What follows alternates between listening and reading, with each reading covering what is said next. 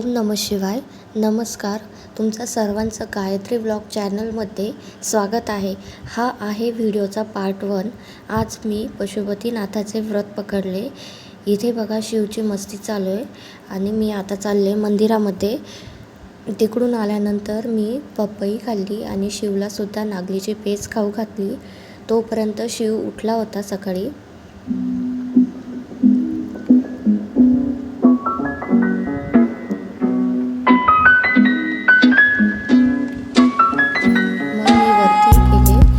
वरती रूममध्ये सर्व आवरून घेतलं कारण शिव उशिरा उठल्यामुळे. नंतर मी सर्व आवरून घेते.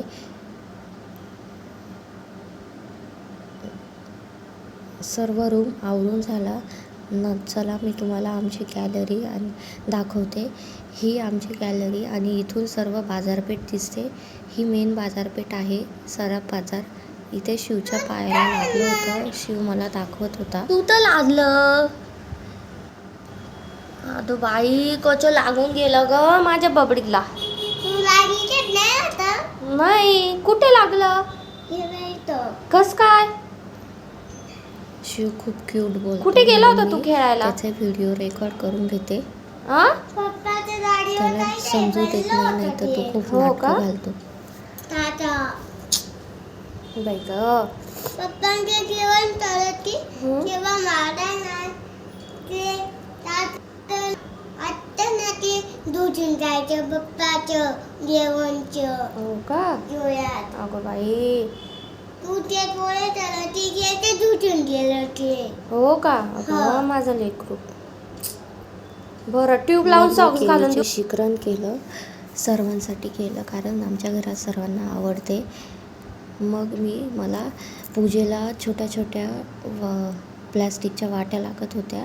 त्यामुळे मी काय केलं, घरात ज्यूसचे ग्लास पडले होते. त्याची थोडी शक्कल लढवली आणि त्याच्या छोट्या छोट्या वाट्या करून घेतल्या. तुम्ही बघू शकता. त्यानंतर मग पाणी आले होते. मग काही कपडे मी मशीनमध्ये लावले, काही हाताने धुतले. त्यानंतर खाली आल्यावर मस्त चहा घेतला. शिवलाही दूध पाजले. तोपर्यंत शिव उठून गेला होता. शिव बघा कशाने दूध पितोय. नंतर मी पूजेची तयारी केली. पूजेसाठी 6 दिवे, कणकेचे 6 दिवे बनवावे लागतात.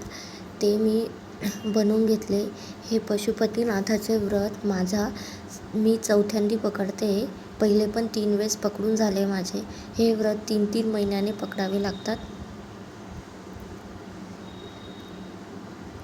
आपल्या मनातील जी इच्छा असते ती इच्छा पकडून हे व्रत पकडले तर नक्की पूर्ण होतात. त्यानंतर मी यात तेल वाट टाकून तयार करून घेतले दिवे आणि शिव